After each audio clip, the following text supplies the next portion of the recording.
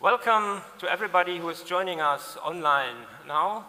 This following panel is part of this year's German Newspaper Congress, which is actually hosted by the Federation of the German Newspaper Publishers. And this non-profit organization is at its top level represented by its president, Dr. Mathias Döpfner, who is in his main job, CEO of the media and digital company Axel. And he is as well, he is an educated journalist, a former editor-in-chief and a book author himself. And he has today a really, really special guest on stage. And we feel honored to have him here, Professor Yuval Harari from the Hebrew University of Jerusalem. He is the historian in our time. Professor Harari writes about humankind. He tells us sapiens, what we have done so far on Earth, but he tells us also what we have done to the Earth. And he's very clear on that point. His books have been translated into 50 languages. So he's well known around the globe, and I would say it is really something that we have these two gentlemen now on stage. Gentlemen, the floor is yours. Ladies and gentlemen, Yuval Harari and Mathias Döpfner.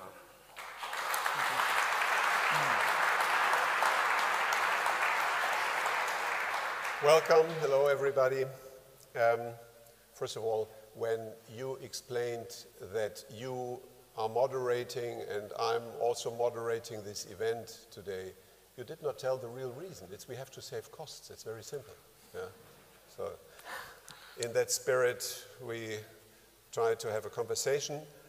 Yuval, you are at the moment a kind of pop star of historians and basically everywhere on the relevant panels and in TV and on various occasions in interviews, you are constantly asked about the future, about all the big questions that people are discussing. Are you sometimes a bit annoyed to be always used as a kind of oracle? Well, as a historian, I actually like to talk more about the past, but most people want to hear far more about the future. I am a bit annoyed when people put me up as a kind of guru or prophet, as if I know what will happen in 50 years or what should we do.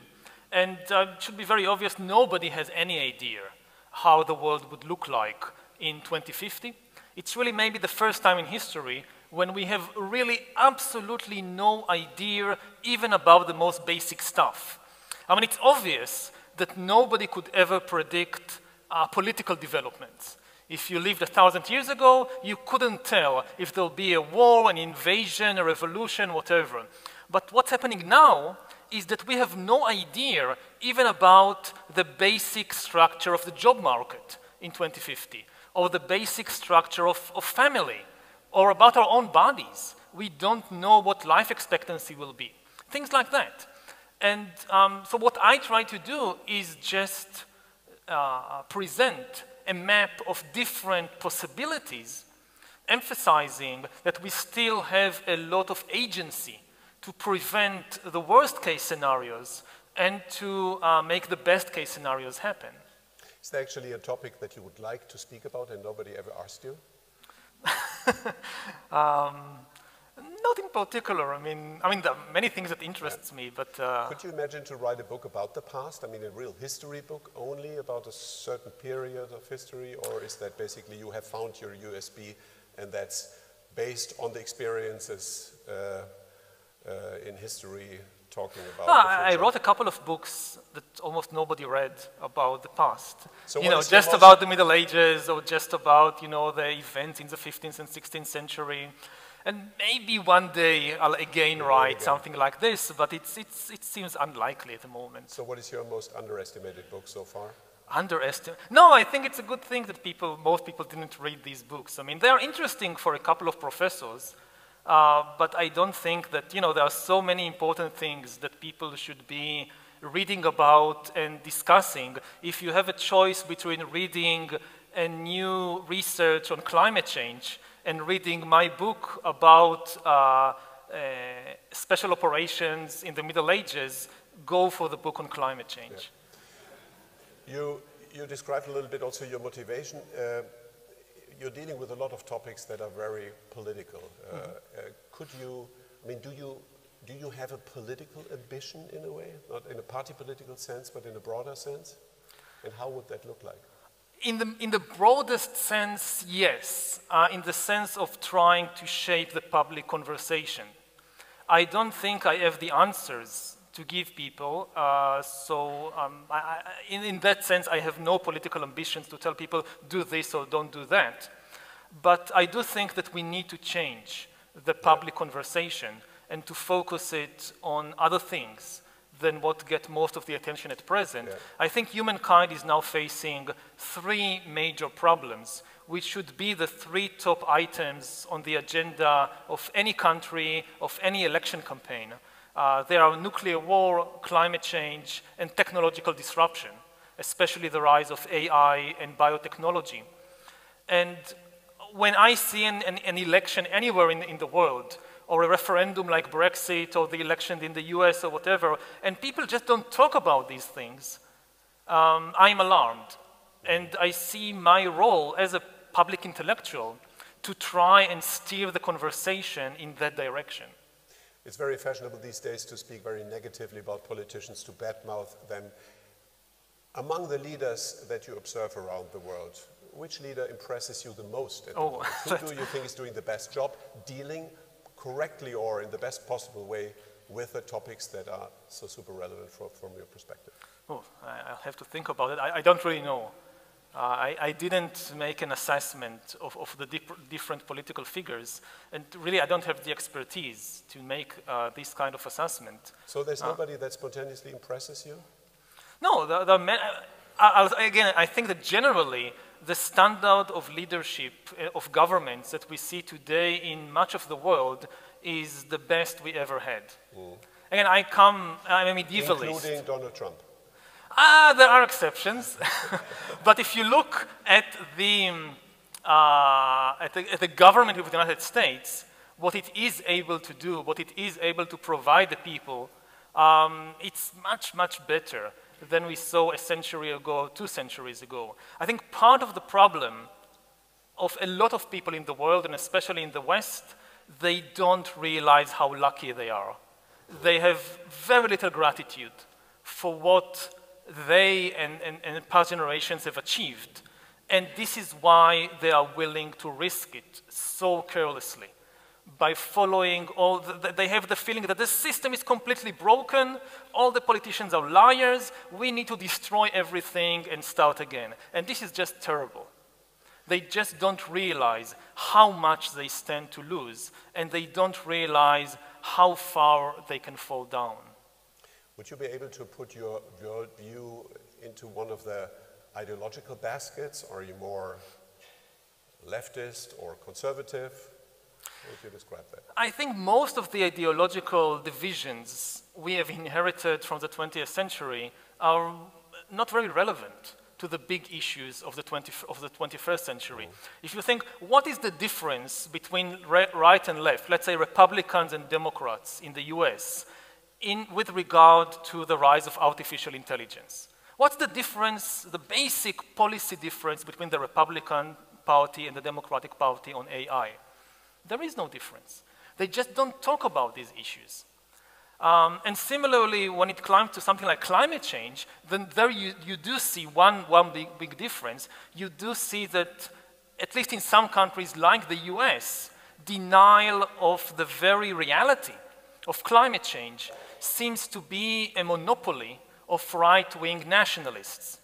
And this is very surprising from a historical perspective, because conservatives should be far more caring about conserving the environment. And actually, in the first half of the 20th century, worrying about the environment and the forests and the animals, this was much more of a right-wing nationalist concern.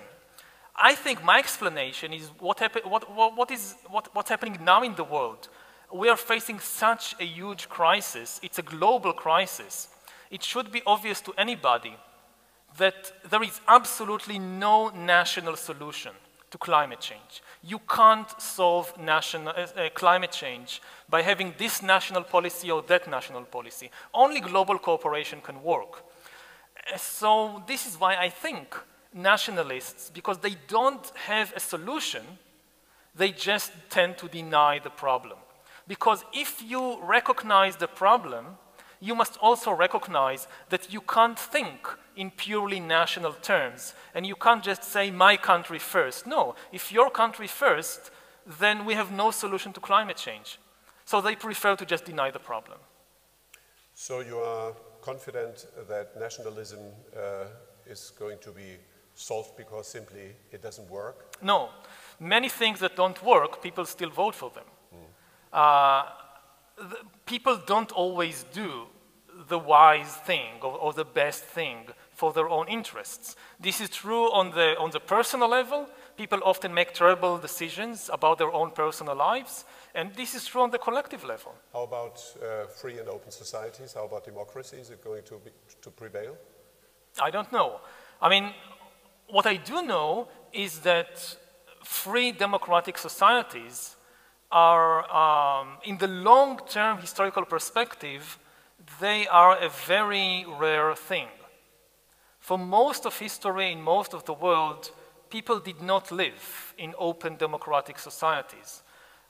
It really is mainly a phenomenon of the last century or two in a few corners of the world.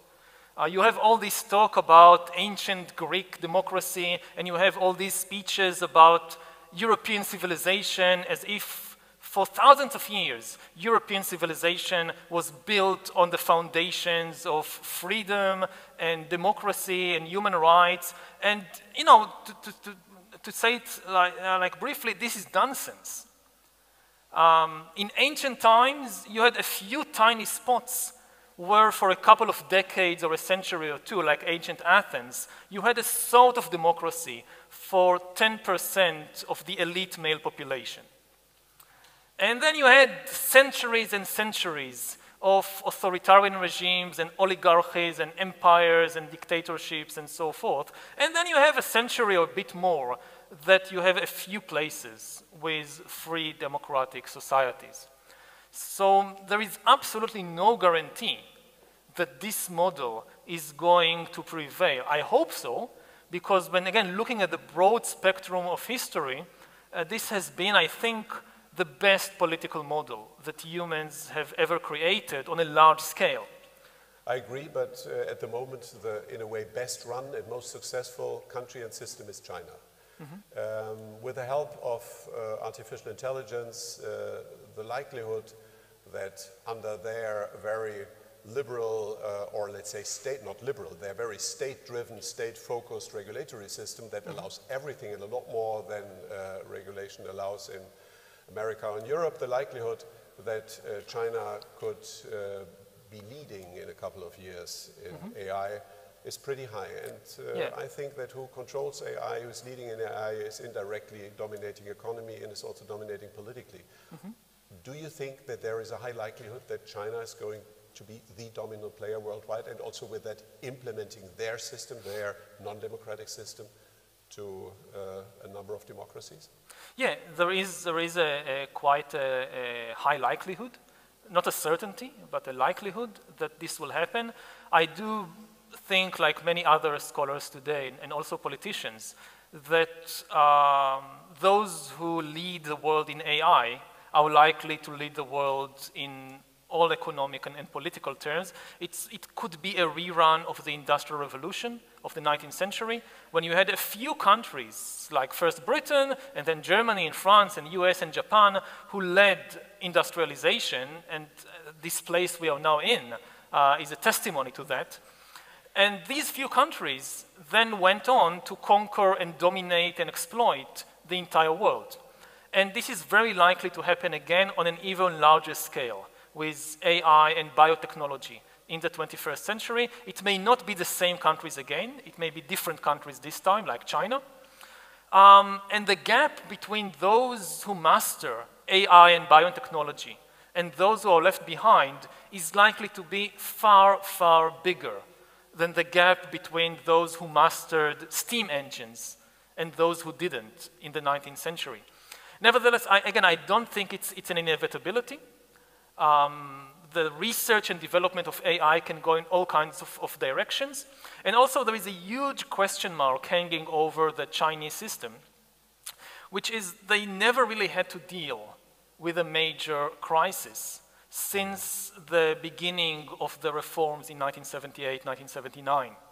If you look at a country like the United States, then what impresses me as a historian is that you have a system going for 200 years that managed to survive and to adapt to some very extreme crises. Now, the current Chinese system is just like 30 years old, and they had a very good 30 years in economic and political terms.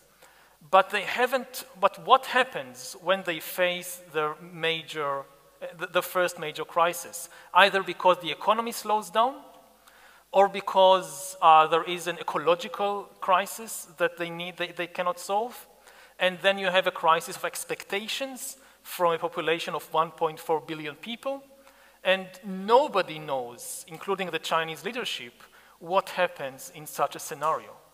I have a friend who has launched a company that is basically dealing with in vitro fertilization and is trying to decouple sexuality and reproduction. And he has a lot of experience in different markets, and he says the best market for his company is China, because in China he can do whatever he wants. Parents can choose, should be a boy, should be tall, should be blonde, blue eyes, and you can even one day perhaps manipulate EQ and IQ. Yeah. So with that, the likelihood that, particularly in such a big society, quantitatively speaking, the likelihood that they are almost creating a kind of superior race seems realistic.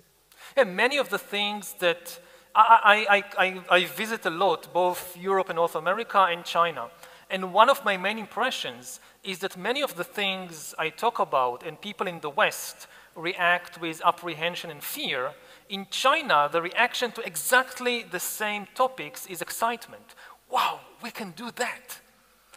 And this, of course, also has both a cultural but also a historical background or reason, that the Chinese have this trauma of being left behind. This is their #1 national trauma, is being left behind in the Industrial Revolution because of their mistakes. It's not something, yes, after we were left behind, the British and the Americans and the Japanese and the Russians, everybody conquered us and exploited us, and China had more than a century of a terrible century. But what they keep telling themselves is this is our fault in the end, because it was our fault we were left behind. We didn't realize what was happening. We were complacent. And I have like this one-pointed mind. It will not happen again. The next big revolution, we will lead it. Whatever it takes, we will lead it. But then there is another underlying current in China, which people tend also to ignore, that they have another national trauma, which is the trauma of going fast too soon. The trauma of the 1950s and 60s. What happens when you just try to go too fast, too quickly? And this is a trauma, of course, that is hushed up. You can't talk about it. But a lot of people, including the people in power, they remember those years. And you know, when you talk to Americans, their view of technology, I often sense, is very naive, because they really had no trouble with technology. They had a wonderful 2 centuries with technology. Everything was perfect. But the Chinese experience both sides of the coin. They know what it means to be left behind. They know what it means to rush forward too quickly. With regard to democracy, AI, and biotech, do you have any advice for Europe in order to catch up or to even compete with the big players, America and China, or is it a lost case? No, I don't think it's a lost case. It's a question of where you invest your resources. The EU is still an economic giant and a scientific giant. If it puts its mind to it, if the EU tells itself, okay, this is what we need to do, we need to be a leader in these fields, you have all the resources. I mean, if we had this now conference in Latin America or in Africa, there the situation is much, much worse. That they are really heading towards a repeat of the Industrial Revolution, of again being left behind. And for many countries, it's probably they've already missed the train. They don't have what it takes. But Europe is not in this situation. Europe it has a lot of problems in this respect. Partly complacency, partly just confusion, not knowing what Europe wants from itself, what is its own identity. But Europe certainly has the resources to compete with the US and with China in these new fronts of AI and biotechnology. In your book, you wrote a lot about the role of information and the role of fake news, manipulation, and indirectly with that also the role of media. Mm-hmm. And now you accepted to visit a German Publishers Association gathering. First of all, why did you accept, apart from the promotion for your book? And secondly, what is your advice to publishers in order to succeed in the digital world? You should have my husband here, not me. He's the publishing genius. I just know how to write books. So if you want good advice about how to succeed in the book business or the publishing business, invite him and not me. So did he write the chapter on No. but he because like... there were very, very interesting insights that you gave. Yeah, I think... And what it does to society. I mean, it has a big impact and plays a big role and can really change democracy and yes. everything. Well, I think the issue of fake news, there was always fake news. I mean, fake news is old news. It was throughout history, long before Facebook and Twitter and so forth. But not everybody read it at the same time. The distribution is just so much faster. faster and more distribution is different. And also, what happens now, it is united with a completely new ability. Disinformation and propaganda was always there. But what we have now, which is new, is the ability to hack human beings, to get inside your brain, to get to know you better than you know yourself, to get to know your weaknesses, and then tailor the fake news to your own weaknesses. The peddlers of fake news, they no longer work, you know, like carpet bombing, just the same news to everybody. It's precision-guided munition. They can tell, for example, that one person has already a bias against immigrants. So they will show that person a fake news story about a gang of immigrants raping local women. And because this person already has this weakness, it will be very easy for that person to believe this story. And it will also catch his attention. I mean, the battle is for attention. And then the neighbor of this person, they know she likes immigration, but she has a different bias. She has a bias against anybody who opposes immigration. She thinks anybody who opposes immigration must be a neo-Nazi or a complete racist. So they show her a different fake news story about a gang of neo-Nazis killing immigrants. And she will click on it and believe it. And then when these two people meet in the elevator, they can't have a discussion because their minds are poisoned. We now have a society in which people are spending sometimes hours every day poisoning themselves, just kind of feeding their hatred, their anger. And it's all because of the battle for attention. Because what the attention experts realized over the last couple of decades is that if you want to grab somebody's attention, the best buttons to press are hatred and fear and greed. So all you need to do is find out what this person already fears And then you can feed him or her more. Isn't a recipe against fake news and its affects quality journalism and responsible independent publishing? If I recall it correctly, you also wrote that the price that consumers are paying by giving away their data to big platforms is in the long run much higher than giving away some money. And I recall it that you even actively recommended to better pay for the consumption of news and information with money than paying with data. So are you advocating digital subscription as a kind of model for quality publishing in the future? Certainly, but this is a model that should be adopted by the entire industry, also with the help of regulation, because if you just try to do it by yourself, you risk losing the battle for attention. The problem, the present model of the news industry is exciting news for free in exchange for your attention. The real deal is excitement for attention. And this is a terrible deal, because the truth doesn't play any part in this deal. What the customer gets is excitement, not truth. And what the peddlers of the fake news and all that, what they get is your attention, which they then sell for a lot of money. There is still money. A lot of money, they sell it to corporations or governments or political parties to get your attention. Now, ideally, we should switch to a different model of high-quality news that don't abuse your attention but cost you a lot of money. I mean, people, you know, we pay a lot of money to get quality food and high-quality cars. Why not pay good money to get high-quality news? This is a very strange thing that has happened. You will get applause for that, I knew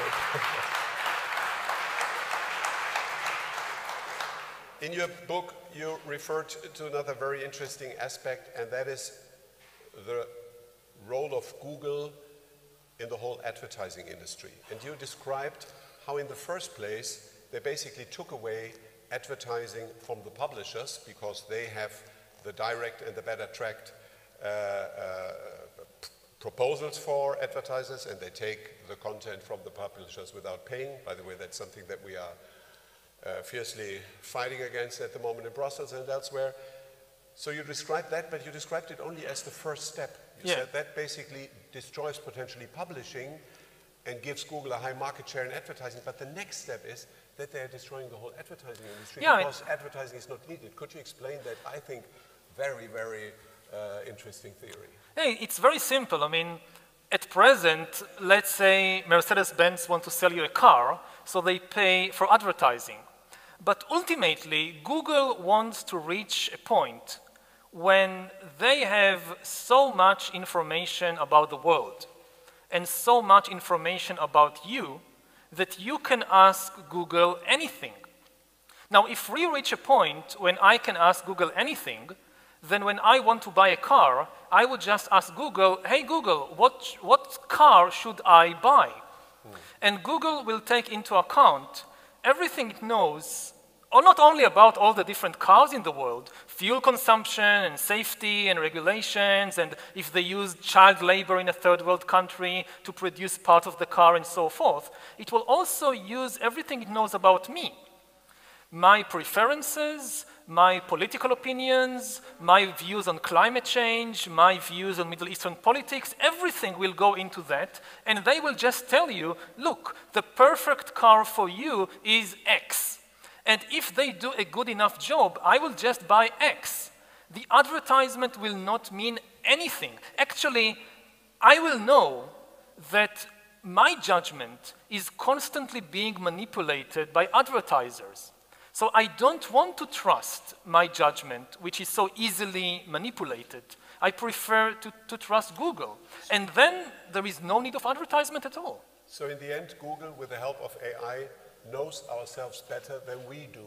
And you gave one very extreme example in your book. You said, I wasted a lot of time in my life dating girls because I didn't know that I'm gay. I didn't date many girls, don't worry. Had I asked Google, they would have told me earlier. Yes. So can you imagine that one day really a search engine and artificial intelligence is interfering to that degree in our Yeah, this is actually, technologically, it's quite simple. I mean, you just need, for example, to track eye movements. As you watch, like, I don't know, they don't even tell you. Like, you watch YouTube, and the computer just follows your eyes. Where do you, like, you see an image of a sexy guy and a sexy girl in swimming suits walking on a beach somewhere. Where do your eyes go, and where do they linger? This is something that very often you don't control that. Let's say the first second, before you even realize what is happening. The computer can very easily tell, if not today, then in 2 years or 5 years, what is happening to your eyes at that moment. Again, attention. Where does your attention goes? And we are very close to the point, and maybe are already at the point, when somebody like Google, or like the Chinese government, or like the secret police, can know the sexual identity of teenagers long before the teenagers realize it about themselves. And the consequences can go in all kinds of directions. If you live in Iran, there is one consequence. If you live in the United States, then maybe Coca-Cola knows that, let's go back to advertisement. If Coca-Cola wants to sell me Coke, they should use the advertisement with the shirtless guy and not the advertisement with the girl in the bikini. Now, Coca-Cola knows that, let's say, and Pepsi doesn't know it.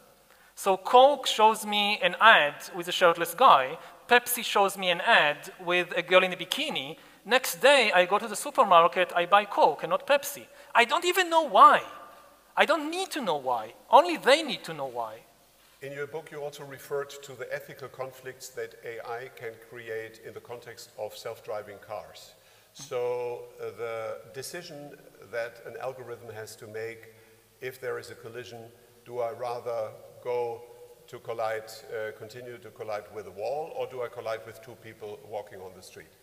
And then you suggested that Tesla has to launch 2 different cars, a Tesla egoist and a Tesla altruist. So I could ask you an unfair question. Would you rather buy the altruist or the egoist? Oh, the research on that has already been done. Almost everybody says that people should buy the Tesla altruist, but when people are asked about themselves, I would buy the egoist, that's for sure. You're an honest person. So, thank you very much for that. No, so this is why we need government regulation on that. If you leave it to the free market, the customer is always right, then you will get some very scary dystopian results. But given that ethical problem and the various regulatory issues around it, when do you think is self-driving mobility level 5, so fully automated driving, realistic? When will it be the new normal? You should ask an expert about that, but it depends on the country. In North Korea, tomorrow. I mean, I think personally that one of the first countries in the world which will just ban human drivers and will have only self-driving cars could be countries like North Korea, where you just need the approval of one person. Yeah. And I guess there will be a lot of corporations, or at least one, that will rush and say, wonderful, we have the greatest laboratory in the world. We start in North Korea, and then we can move to, after we do all the experiments and we learn from the mistakes and 500 North Koreans are dead, but okay, that's nothing in North Korea, then we can launch the safe model in Berlin. It's, by the way, very interesting when Elon Musk was asked that question on a conference when self-driving mobility would be approved. He said, that's not the question. The question is, when is human driving going to be forbidden? Yeah, I agree. He also used the reference to elevators, where nobody could imagine 100 years ago that elevators could run without a lift boy. Yeah. But the real serious question here is a system where both is allowed, human driving and automated driving. Isn't that creating even more conflicts than a system where you have only self-driving cars? There are big potential problems there, but again, the starting point of the discussion should be to realize that today, every year, 1.25 million people are killed in traffic accidents every year. That's twice the number of people that die from war, crime, and terrorism put together. And so to switch to self-driving vehicles, we will never reach perfect. We just need to be better than humans. And if the switch to self-driving vehicles means that the number of people being killed in traffic accidents go down to 500,000 a year, we saved 700,000 lives every year. So it's not going to be perfect, but there is a lot to be said for switching to self-driving vehicles. You said that you don't want to become a politician or that you have no party political profile. Nevertheless, I have to ask you a political question or raise a political topic, because you know that the most heated topic these days in Germany and I think in the rest of Europe is the issue of migration. Yeah. And you wrote an impressive chapter on that book with a kind of clarity and coolness that nobody would dare to write about here in Germany. And then basically reduced it to three rules, the rules of successful migration, and I translated them myself, so perhaps inappropriately, but I just read it. First, the host country is hosting immigrants. Full stop, that's a fact. Second, in return, immigrants have to respect norms and values of the host country, even if it means to give up some of their traditional norms and values. Third, if migrants integrate appropriately, they become equal members of the host country, they become us. So, do you think that these three rules could be implemented in Germany and could solve the heated debate and could calm down political radicalization and strengthened left and right-wing parties? Or does it remain a kind of punchline of a future-oriented historian? No, I don't. Theoretically, you can do anything. I mean, there is no, all identities that exist today in the world were formed through a historical process in which people from different backgrounds were amalgamated into a new identity. 1,000 years ago, even 200 years ago, there were no Germans in the sense that we have today. You had Bavarians and Saxons and Prussians and so forth, and quite often the animosity and hatred and violence, let's say between Catholics and Protestants, if you think about the 30 Years' War, was far, far worse than almost anything we see today. And the descendants of the people who butchered each other by the millions, now they don't care, you're a Catholic, you're a Protestant, you're a Bavarian, you're a Prussian, maybe there are a few jokes about it, but it's no longer a major issue, I think, in German politics, certainly not like in 1618. So you can integrate people. There is no, people often think about it in biological terms, like as if different human groups are like different animal species, and this is absolute nonsense. You cannot integrate chimpanzees and gorillas to form a single species. Just, you know, biology doesn't allow it. Gorillas and chimpanzees cannot have children together. But with humans, it's possible. On the other side of the coin, I think it should be very clear, again, from a historical perspective, that if the majority of the local population is against immigration, it is usually a huge mistake on the part of the government to try to force large-scale immigration, because it just wouldn't work. You need the cooperation of the population in order for immigration to work. So if people refuse, even if you think they're making an ethical mistake, that they should agree, still this is a democracy.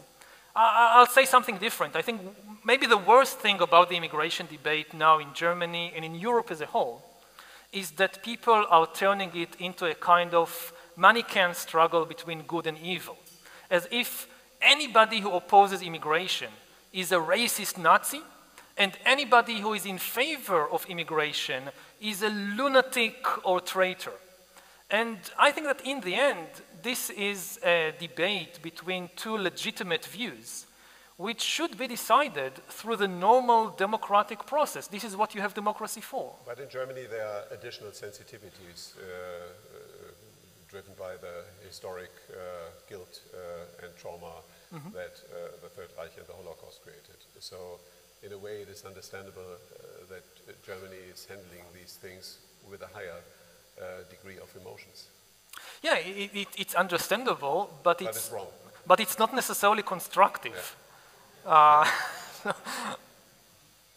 Israel integrated a couple of million Russians very successfully, but the big difference was that they all shared, first of all, the desire to become a member of the Israeli society and all its values, and a large part of that even shared this, the most widespread religion in Israel. So to which degree does cultural tradition and religion define certain limits for integration? Yeah, it defines a lot of limits. Now in Israel also immigration, it's a country of immigrants. When almost everybody or his or her parents immigrated from someplace. It's really, if you look for an example in history of immigrants violently conquering a country to which they immigrated, like, you know, all these mad scenarios, I think, that people have around here, of Muslim immigrants taking over Germany or Europe and turning them into a caliphate. So an example you can see is Israel, in which immigrants forcefully took over the country into which they immigrated. And the whole ethos of the country is built around that. And the Russian Jews were accepted with open arms, generally, because Israel is in a struggle for survival, and they were seen in the end as more soldiers. Not necessarily literal soldiers, also literal soldiers in the army, but also more broadly, soldiers in the struggle for the survival of Israel. Now you have immigration coming from non-Jews, say from Africa, and the reaction of the Israeli population is completely different. Yeah. So the third point, if immigrants integrate appropriately, they become equal members of the host country, they become us. But if not, what should be done, and what is successful integration? So how do you measure successful integration? What are the criteria, and what happens if these criteria are not met? Well, the whole chapter is really about that. One of the key points is the difference in timetables, in time scale. Different people judge the success or failure of immigration on a different time scale. And I think a lot of the misunderstanding is about that. If I'm a second-generation immigrant, and I was born here, my parents came from Syria or Turkey or somewhere, but I was born here. If I'm not fully integrated into German society, is this failure or not? On the time scale of my own personal life, if people tell me, you're not German, go back to Turkey, for my life, I was born here. Maybe I don't even speak Turkish. I never visited Turkey. All my friends are here. All my life I was here. So when people tell me go back to Turkey, I was never there. What do you want from me? I'm German. But from a broad historical perspective, 30 years is an extremely short time for a culture to fully absorb people from a different country, from a different religion, from a different culture. So you have this really difficult issue of what is the time scale we are thinking about. And similarly, there is this issue of accounting, of how do you count violations? Let's say you have 1 million immigrants, and out of these 1 million immigrants, 100 join terrorist organizations and commit attacks against the host country. Is this success or failure? You have 100 violators and 999,000 something people who didn't. So how do you count that? And the opposite is also true. If you walk down the street 1,000 times and you're not molested, nobody shouts any racial abuse, nothing. And then one time, somebody shouts a racial abuse. So is the conclusion is that the Germans accept me or reject me? How do you count? What is the accounting measurement? We don't, and what you see in most of the debates about immigration is that just the two sides of the debate, they are using a different time scale, they are using a different measure of accounting. So referring back to what you said earlier in your speech about the facts and the importance of facts. So yes, we have a fact that an immigrant joined a terrorist organization. But what does it mean? Is it a violation of the immigration deal on the whole or not? If you can't agree on the accounting method and the time scale, then two sides looking at exactly the same fact will reach completely different conclusions. We learned that the three rules that you have defined are not solving all problems immediately, but it's a good start. So we have to come to an end, and just one concluding question. Looking forward, let's say for the next 100 years ahead, what are, from your perspective today, what is the biggest threat and what is the biggest opportunity for our society? So the biggest threat is the three big problems I mentioned in the beginning. Nuclear war, climate change, and technological disruption. And of the three, technological disruption is the most complicated to deal with because we don't know what to do with it. With nuclear war and climate change, it's very easy. At least we know what we need to do, stop them, prevent them. But with the rise of AI and biotechnology, there are immense beneficial opportunities. And we are not going to stop research in AI and biotech. So the best case scenario is that we will have much better healthcare, we will have much more leisure time, we will have the ability to explore ourselves and develop ourselves as humans in ways which were never possible before in history.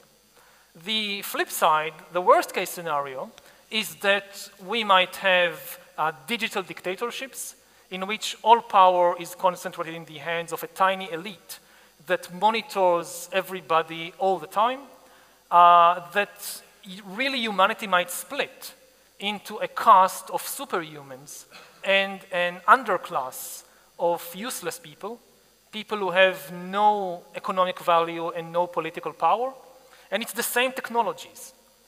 I think one of the big lessons of the 20th century and of the Industrial Revolution, and again, of this industrial plant we are now having the conference in, which began its life as an electricity plant, is that technology is not deterministic.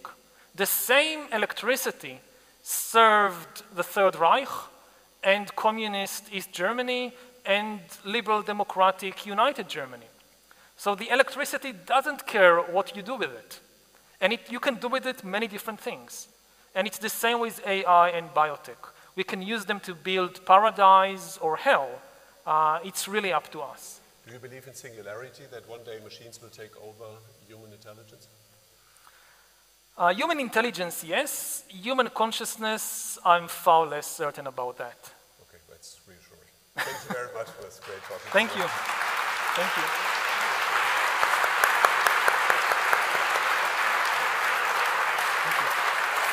Thanks. We stay for a while. Yeah.